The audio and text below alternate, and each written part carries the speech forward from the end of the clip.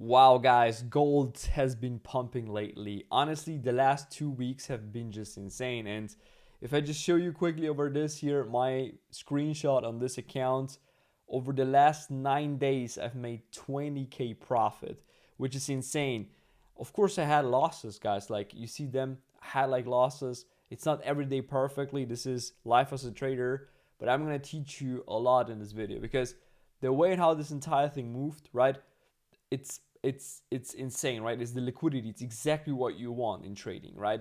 But most traders would just be very overwhelmed by this movements, right? And they will actually just do always the opposite on what they need to do. So in today's video, guys, I will show you exactly how to actually trade gold the best way in the current volatility we have. All right.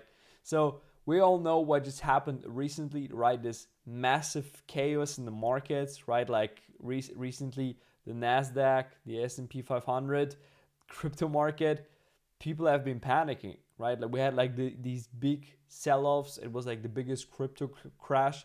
But if you checked out gold at that day, it just reacted completely different, right?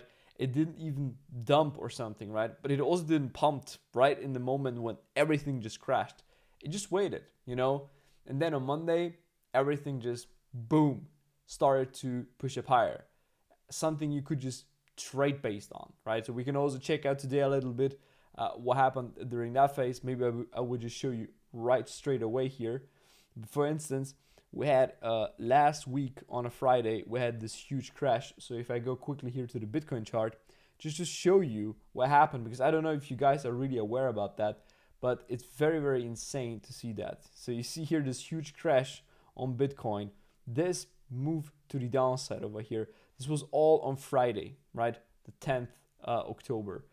Insane, right? Insane movement. Look at the daily candle. This is the biggest daily candle, I think, on Bitcoin, or one of the biggest, and it's bearish. It's a 10% down candle, right? Boom, minus 10%, insane. And if you look now, for instance, on the Nasdaq, right? Boom, what happened here? This thing just dropped completely to the downside, 5% to the downside.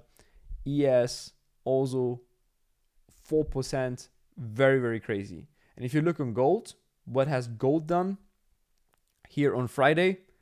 We even had a bullish candle, but no real movement. So you see, Friday was very small compared to most of the days. And then on Monday, boom, another strong push up higher, 3% up.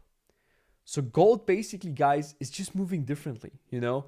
And this is exactly why I'm such a huge fan of trading gold, because it's gonna just, it's easier from my point of view. Like, I understand that if you just go into and just, let me just show you what I did today. Today I also took beautiful longs, right? I took a beautiful long today here, this one, before the sell-off. Let me know in the comment section if you want a recap on this trade, and I will provide it to you.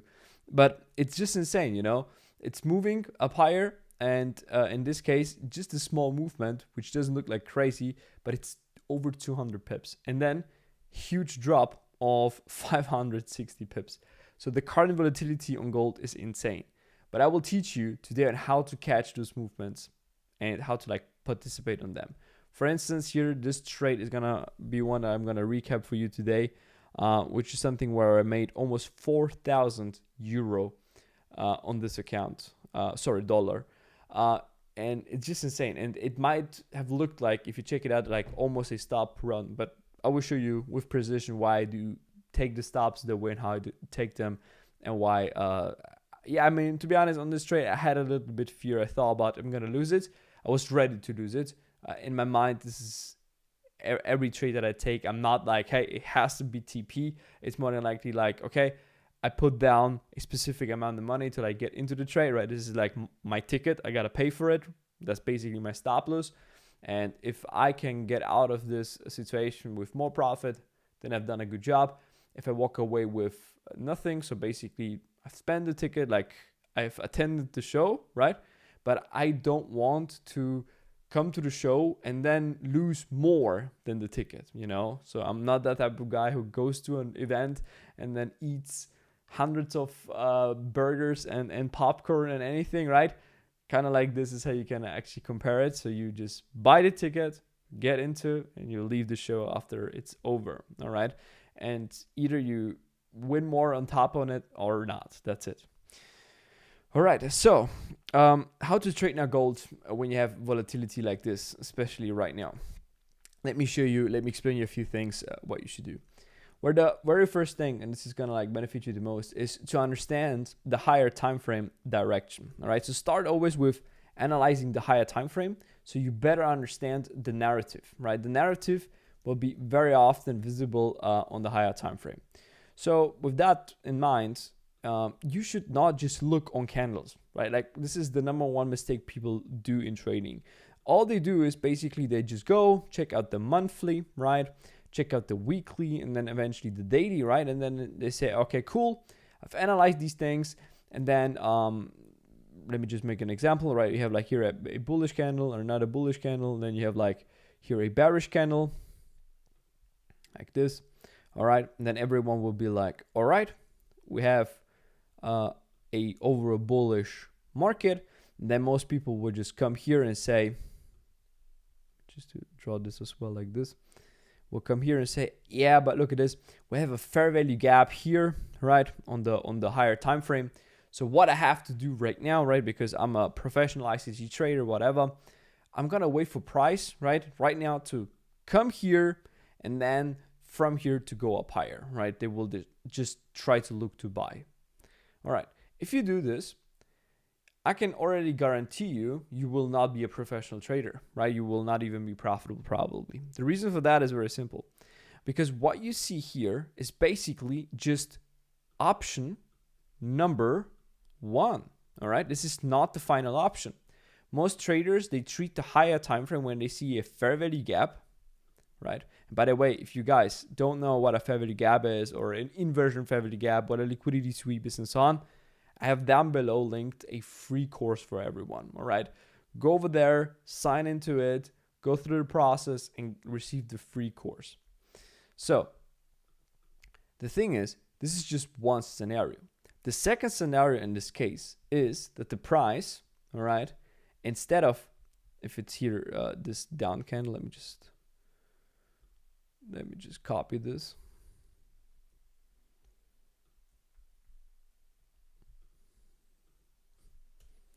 There's a fair value gap, right? We could also just pump from here, right? We could just go up higher. How often have you seen this on your charts? Probably already hundreds of fair value gaps which never been tested, right? People always like go too crazy on them, right? Like they say, oh, this is what has to tap into. Or just think a little bit about order blocks, right? Oh, we got to tap the order block. Without the tap on the order block, this is not going to be valid whatsoever. Yeah. Because if you just have a look at the higher time frame, right, for your idea and for everything, and I've seen this on so many YouTube videos, on so many mentorships, right, because this is what they all can just sell to you, right? They just try all to sell you something. All they're gonna do is basically just tell you, yeah, you just picked up the wrong fair value gap, and that's why it didn't tap into it, because there was something else, some other details. But that's not true, because the markets don't run based on fair value gaps. The markets do run on more things. It's a little bit more complex. And here is another concept which I can teach you, which is very, very powerful. And that's basically fundamentals. Fundamental analysis.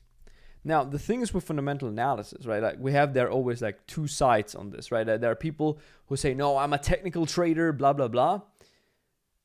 Please be quiet, because just being a technical analyst alone is probably not the highest quality you should like for a trader. I'm not the best fundamental analyst. I'm honest. I'm not I'm very interested in economics. I'm very interested about what Trump says, how the world is currently changing, and so on, what's going on also from the political side. The thing is just, it's still a little bit like at the end, everything can happen, you know, like you can be biased and so on, but at the end, everything can happen. And that makes things very hard. And that's the reason I picked gold, because gold is the most simplest asset in this world to trade.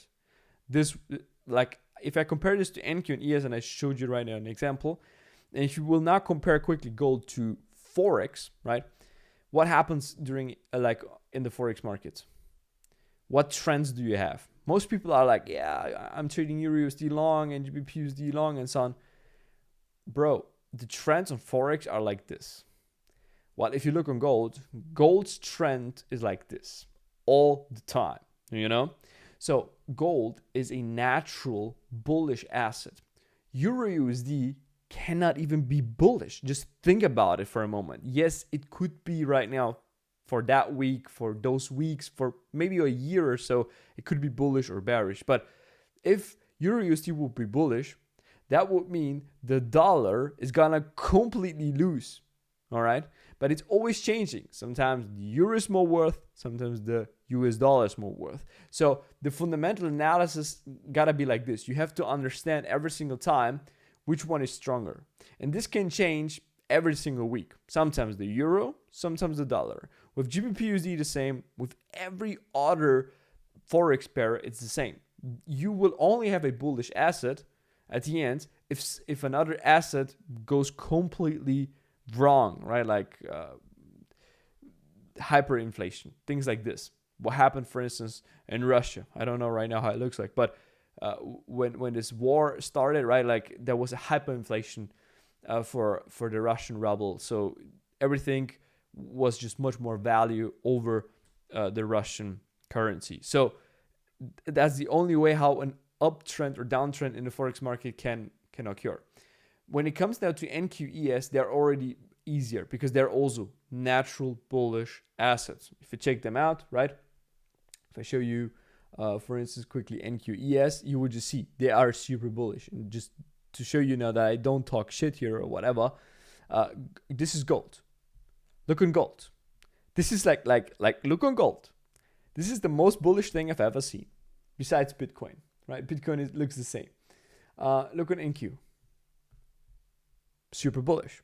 But you have sometimes those crazy pullbacks, which can be hard, to be honest. Same with ES. Let's have a look now on EURUSD. What is this? What is the trend?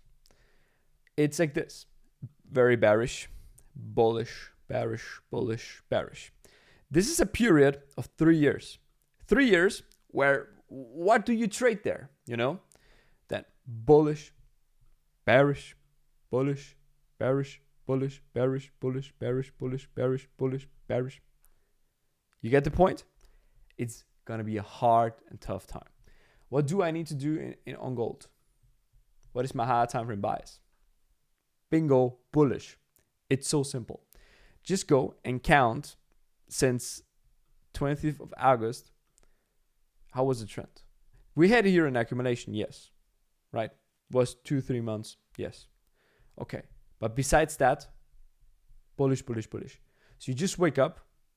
Fundamentals are always more bullish than bearish, and you just buy. You look for a buying opportunity. Now, of course, don't get me wrong. It's still gonna not be easy, but it's gonna be easier, you know? And that's why you need fundamental analysis. And in order to, like, as I explained to you, to make things easier and simpler, gold, because it's a natural bullish asset, being bullish, right, just by default is going to be better for you than trying to be bearish on gold. It is what it is. Your win rate will be, by statistics approved, you will win. On EURUSD, it's very important when you want to like understand if you're good in understanding the bias for the day. If you check out the data from the last 10 to 15 years on euro, right? If you check the entire 10 to 15 years, or if you just check the last 5 years and you compare your like the statistics, it's gonna be different, right? Because you had in the past more bearish days, right? Now you have more bullish days recently. So it's gonna affect the statistics. That's why at the end, it's gonna be very hard for you to like establish an edge on EURUSD compared to gold. On gold, it's just gonna be much more simple. All right. So that's the very first thing. And this is why when you have scenarios like this, right, you have two scenarios, right? You have a fair value gap. You could tap into it, but it doesn't need to. You could also just move away from it, right? It's very important that you understand these things. So that's also how I start, right? I just go higher time frame, check this out, but then I also keep in my mind the fundamentals. If I know, hey, on Monday, for instance. I know that on Friday we had this huge crash. Then what am I supposed to do on a Monday? I'm supposed to take the buys. Very simple. All right. So if we go here and just analyze quickly what happened today, sorry, not today, but what happened this week on Monday. Monday after the crash. So the crash was on Friday.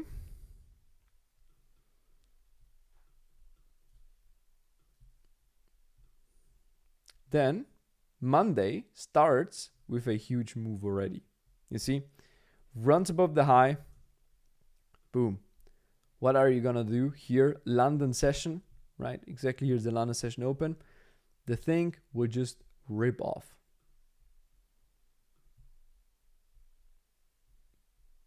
You see? This is now London open. You've seen a push up higher. You have here bullish structure, right? Or the block, fair value gap, whatever. The market would just go up from here. Consolidation, right? And then higher prices, higher prices, higher prices. Boom. Of course, it can be tricky, right? Can be tricky. I'm not saying this was the easiest PA. I took buys on this. For me, it was not so tricky. I knew exactly what I have to check out, where the momentum was, and so on. At the end, multiple options to take the buy. For instance, here, entry, stop, TP 1 to 2, risk reward 1 to 3. Then same here, boom, break, entry, stop, 1 to 2, 1 to 3. Same here, 1 to 2, 1 to 3. Easy. Multiple trading options here, right? It's not tricky. But most traders will be the entire time here, oh, where's this fair value gap? Do we need to wait for price to fill in the fair value gap? No. It's not going to work like this. And in general, it doesn't work like this, right? Like people who are too ICT brainwashed, they will never feel any form of success in trading. It's not going to work for them. I can promise you that. All right. So we covered up these things. Now we know already what we got to do, right? And now I'm going to show you how I took the beautiful trade here this was the day before the crash. Show you here because it was a very beautiful trade and how I analyzed everything from scratch.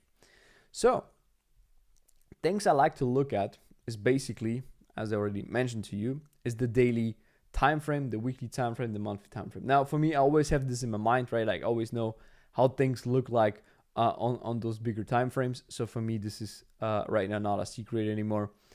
So let me just use the backtesting tool here.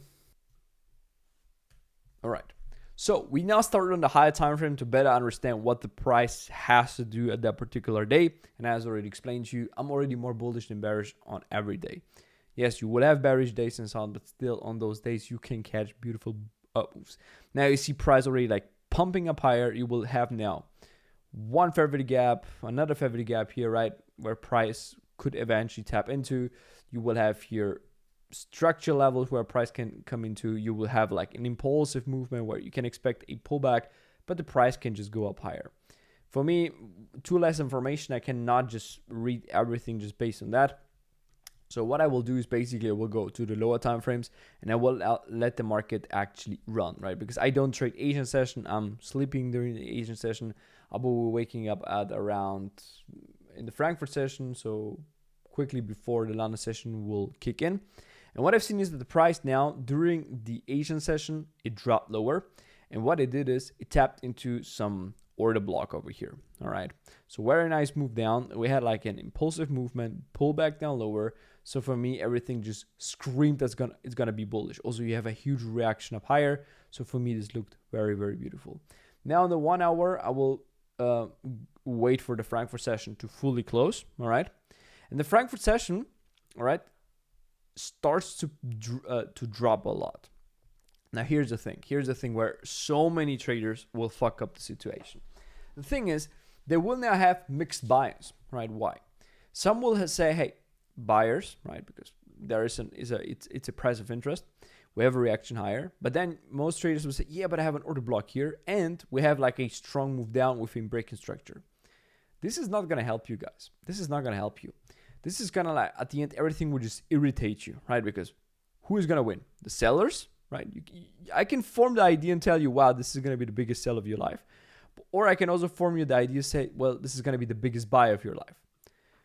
Keep in mind what we understand from the higher time frame and from the fundamental analysis. We understand we should go up. Now, that doesn't mean price will always just go up. And of course, price will go down eventually.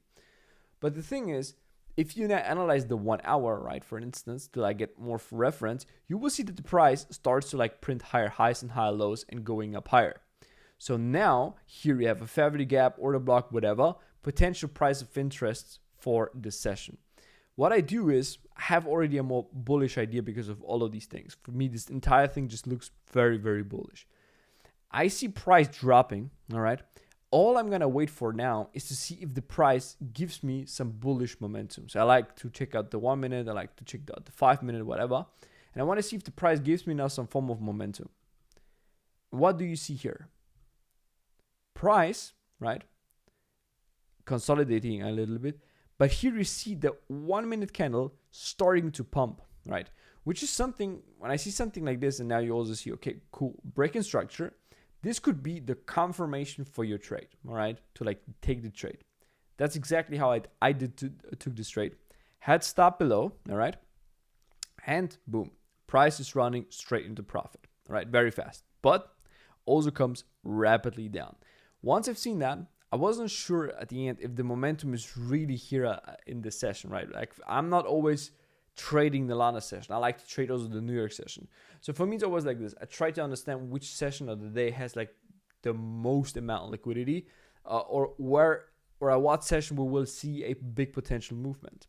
And today, to be honest, I was not so sure if the Lana will really pump, right? So I tried to like observe. This is why I'm not a fan of set and forget. I'm a fan of set and watch, watch, see how it's reacting. And if it doesn't respond to your idea, right?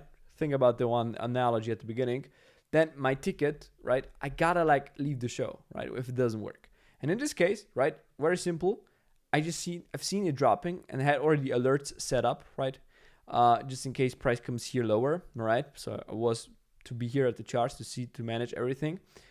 And I was like, okay, probably it's gonna be a stop loss hit.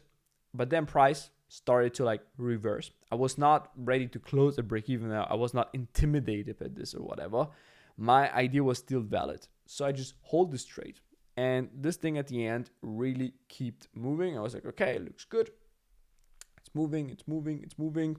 And then I was like, once price was in this area, I was like, oh my God, I have to close once it's passing the high.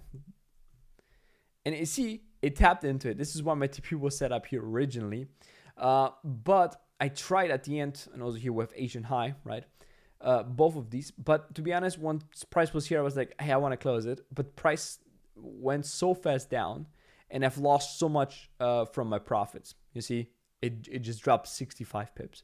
I was like, hey, I cannot just close now just because I have a chance price might not go up higher. It could also be that the price will just start to reverse from here. But I just hold on it, and I knew it could pull very back, like a lot, But I had then very good statistics on my side. Boom, price moved up higher above Asia high. Boom, swept it, and my TP just got hit.